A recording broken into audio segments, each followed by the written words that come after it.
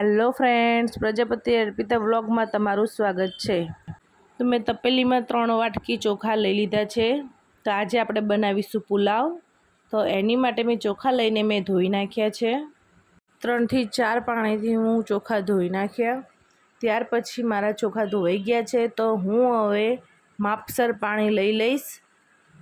ચોખાની ઉપર 2 વેઢા આવે એટલું પાણી આપણે લઈ લેવાનું છે, કારણ કે ચોખા સરસ રીતે પલળી જાય તો આપણા ચોખા સરસ બફાઈ જાય ને થઈ જાય। મેં ચોખાને બોઇલ કરી નાખ્યા છે। તો ફ્રેન્ડ્સ, તો તમે જોઈ શકો છો કે હવે હું કઢઈમાં તેલ મૂકી દઉં છું। તો મેં કઢઈ 5-6 ચમચી મેં નાખી દીધું છે, તમે જોઈ શકો છો ફ્રેન્ડ્સ। તો હવે આપણા તેલને આપણે થવા દઈશું। આપણું તેલ થઈ ગયું છે, તો હવે આપણે એમાં આ મરચાંની, આદુની અને તીખા અને કારા મરી એ બધું નાખીને આપણે મસાલો નાખીને આપણે અંદર ફ્રાય કરવા મૂકી દઈશું। તો આપણું લસણ ત્યાં સુધી સાતળી જાય એટલા માટે આપણે એને સતત આપણે હલાવતું રહેવું પડશે। આપણું લસણને આપણે સાતળવા દેવાનું છે। ત્યાર પછી આપણે જે ઝીણી સમારેલી ડુંગળી અને થોડા મરચાં સમાર્યા હતા 2 મિક્સમાં જ, તો એ આપણે નાખી દઈશું। પહેલાં મેં થોડી નાખી હતી, પછી મને એવું લાગ્યું કે ચલો થોડી વધારે નાખી દઉં અંદર, તો પછી મેં ઉપરથી બીજી હતી એ મેં બીજી નાખી દીધી છે મઈ। તો ફ્રેન્ડ્સ, મને ઓછી પડી એટલે મેં બીજી નાખી, તમને માપની લાગતી હોય તો તમે ના નાખતા। તો હવે આપણે ડુંગળીને ફ્રાય કરી લઈશું। તો ડુંગળી આપણે થોડી ચડી જાય ત્યાં સુધી આપણે એને આઈતર ખુલ્લામાં જ આપણે હલાવતું રહેવાનું છે કે ડુંગળી આપણી ચડી જાય અને ત્યાં નીચે મારે ચોંટી ના જાય, એટલા માટે હું સતત એને હલાવું છું। કેમ કે મસાલા આપણે જે નાખ્યા છે, લસણ, આદુ, મરચાં, એ બધું નીચે ચોંટી જશે તો એ મજા નહીં આવે। અને પછી મેં વટાણા લીધા છે લીલા, એ લીલા વટાણા મેં અંદર નાખી દીધા છે। તો ડુંગળીની સાથે જ એ વટાણા ચડી જશે મારે, લીલા છે એટલે તે ફટાક કરતાં ચડી જશે। તો એ પણ આપણે એને સતત હલાવતું રહીશું તો એ પણ સરસ રીતે ફ્રાય થઈ જશે। તો આપણે એને સતત હલાવતું રહેવાનું જ છે। તો આપણો પુલાવ એટલો સરસ બનશે, ટેસ્ટી બનશે, તો તમે જ કહેશો કે ફ્રેન્ડ્સ બહુ સરસ બન્યો છે। તો ફ્રેન્ડ્સ, તમને અમારો વિડીયો પસંદ આવે તો લાઈક, શેર અને સબસ્ક્રાઈબ જરૂર કરજો અને કોમેન્ટમાં મને બતાવજો કે કેવો બન્યો।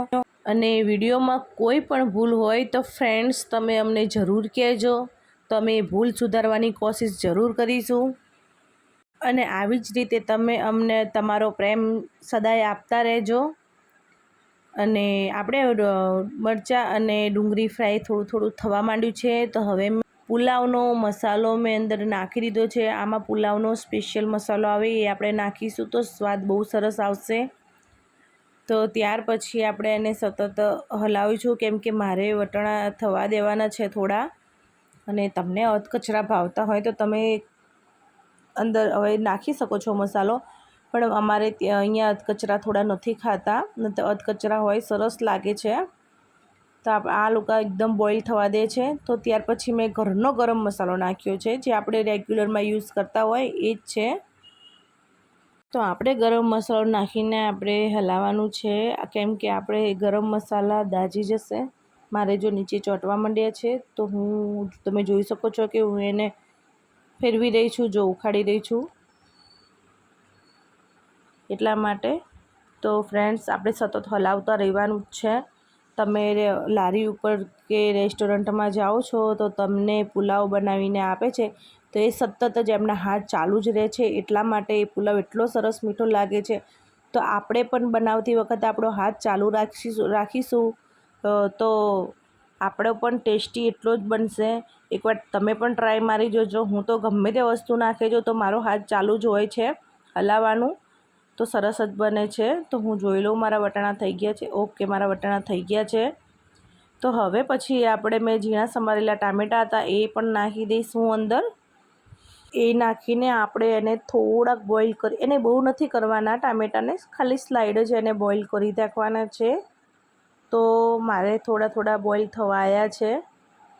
ટામેટાં તો આપણે જલ્દી બોઇલ થઈ જ જાય છે, એટલે એની માટે આપણે કોઈ ચિંતા કરવાની જરૂર નથી કે બહુ ટાઈમ વેસ્ટ કરવાની પણ જરૂર નથી। તો આપણે બધું બોઇલ થઈ ગયું છે. તો હવે આપણે એની હું થોડી કોથમીર અંદર નાખીશ, કારણ કે અમારે કોથમીર બહાર નાખું છું તો ખાતા નથી, એટલે હું વઘારમાં જ નાખું છું. પણ તમે ફ્રેન્ડ્સ બહાર કોથમીર નાખી શકો છો અને અંદર સ્કીપ કરી શકો છો અંદર નાખવા માટે.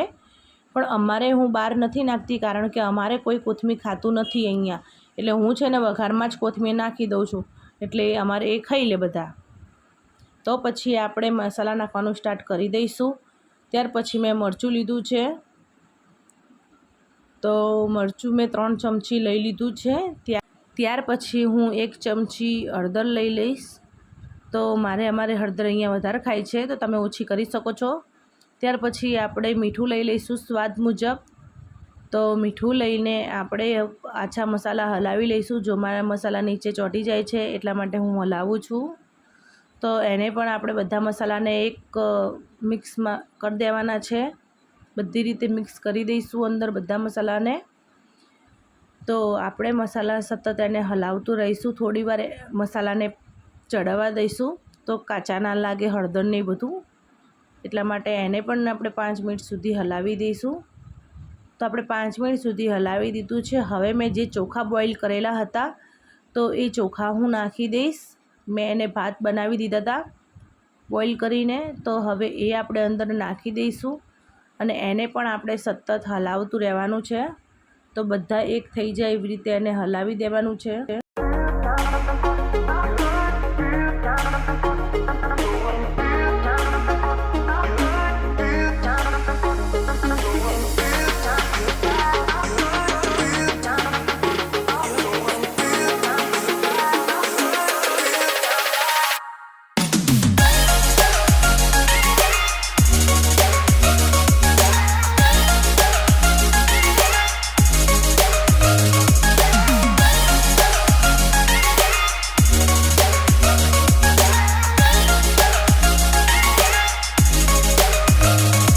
તો ફ્રેન્ડ્સ, આપણો પુલાવ બનીને રેડી થઈ ગયો છે, તમે જોઈ શકો છો. અને જે પુલાવનો મસાલો હતો ગરમ મસાલો એ જ હું નાખી દઉં છું ઉપર, તો એનો ટેસ્ટ ઓર સરસ આવશે.